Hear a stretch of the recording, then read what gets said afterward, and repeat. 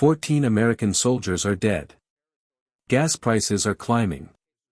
And the man responsible for America's foreign policy just spent 6 minutes dodging every single question about it. Let me show you what happened. Chairman, and welcome, Mr. Secretary. This is your first public hearing since President Trump and Israeli Prime Minister Netanyahu launched an illegal war against Iran.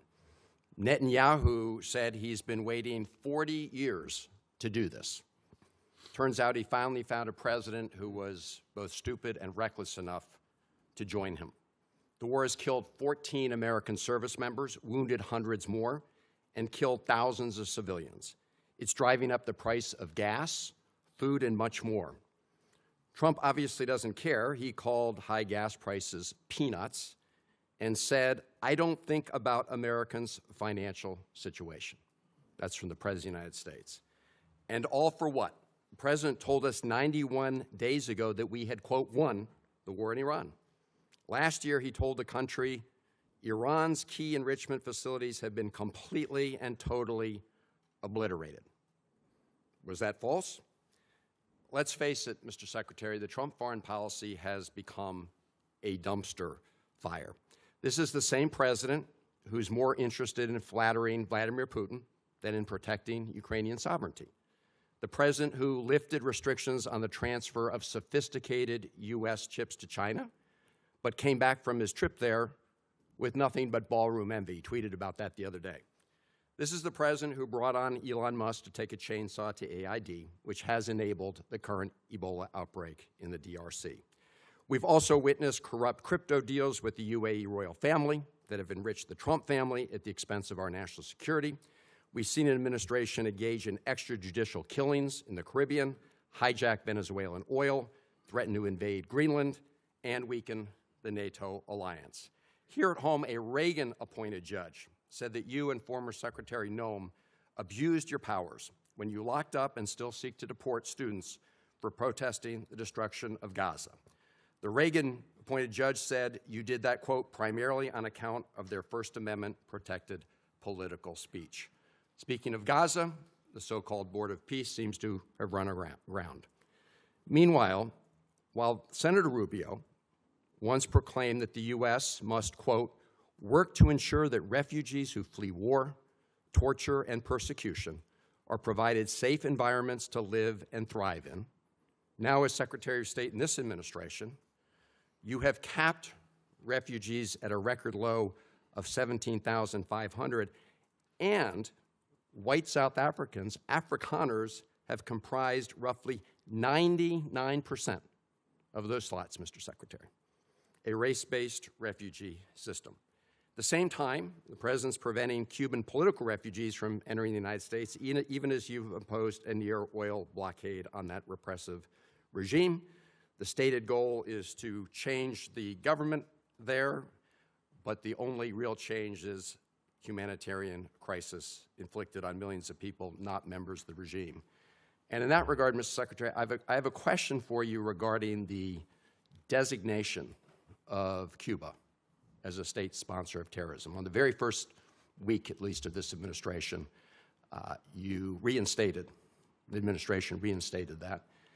And in a recent January 26 EO, you made statements suggesting connections to Hezbollah and Hamas. The previous administration did a thorough review with the intelligence community and concluded that there was no evidence that Cuba was engaged in ongoing state sponsor of terrorism. Did you find new evidence to support that conclusion? Well, first of all, let me just say that's your question, but you made this long statement of which I disagree with most of it. We won't have time to address every point that you made. So let's stick to Cuba specific, because that's the question that you asked.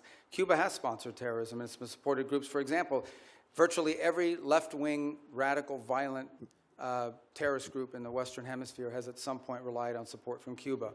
the ELN, the FARC dissidents, including them, have been involved there. We also know, for example, that Cuba continues to host a pretty substantial collection, intelligence sites on behalf of the Chinese and the Russians. But you look at the region and you look at all of these leftist, Marxist, terrorist organizations, all of them, in many cases, got their seed money from the Cubans. If I can move on. I noticed you did not answer my question, because my question specifically related to whether there was new evidence to support that conclusion. I can just tell you— Why would I need new evidence? Because you're claiming that they're a state-sponsored terrorism, suggesting they're ongoingly involved in that. My final question to you, Mr. Secretary, relates to the Al-Aqsa Mosque complex. There have been reports that the United States is working with Israel to take away the Kingdom of Jordan's custodianship over the Al-Aqsa Mosque complex in East Jerusalem. Can you confirm today that there's no— I'm not even aware of those reports. There are reports, so I was hoping you could confirm. Is that like a media report, or? There have been several media reports. Ah, well, you know the media is always accurate. No, they're not, and that's why I'm giving— Yeah, no, I've never even heard that. That's the first time I even hear anybody discuss that. All right, well, I'm glad to hear that, Mr. But we have a great relationship with Jordan, you know, and we're very helpful. I've just never heard that before. You should— I don't know what article you're referring to. Just give it to me. I'll look at it. I'm happy to. Is it a credible website? I'm glad to hear you say, Mr. Secretary, there's no truth. I've never heard that discussed by anybody. Welcome back to Floor Report. Today we are breaking down the Senate Foreign Relations Committee hearing where Senator Chris Van Hollen of Maryland questioned Secretary of State Marco Rubio. This was Rubio's first public hearing since the United States joined military strikes against Iran, and Van Hollen did not come to play nice. Let me set the scene.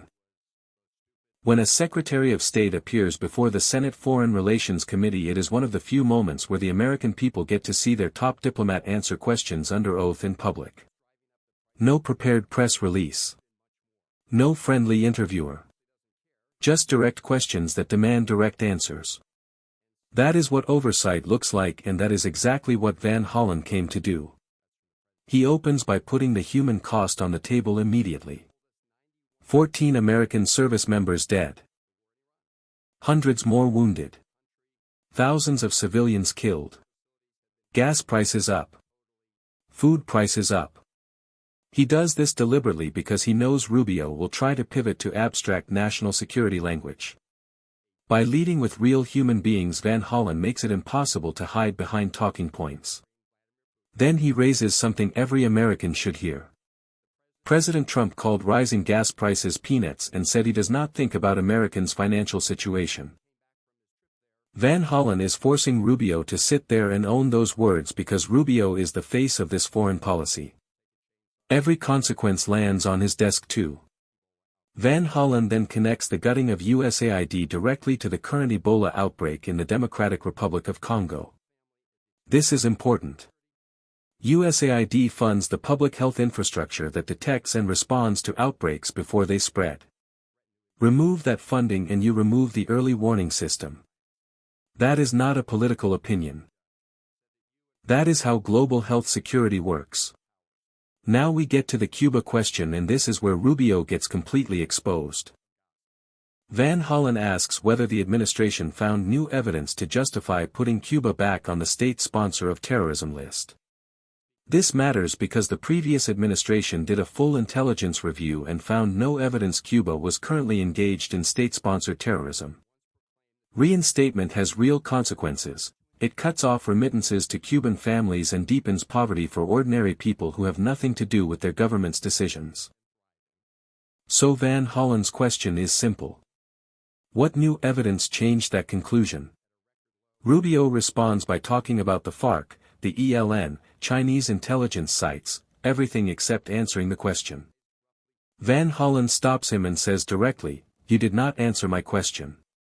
And then Rubio says something remarkable. He says, "Why would I need new evidence?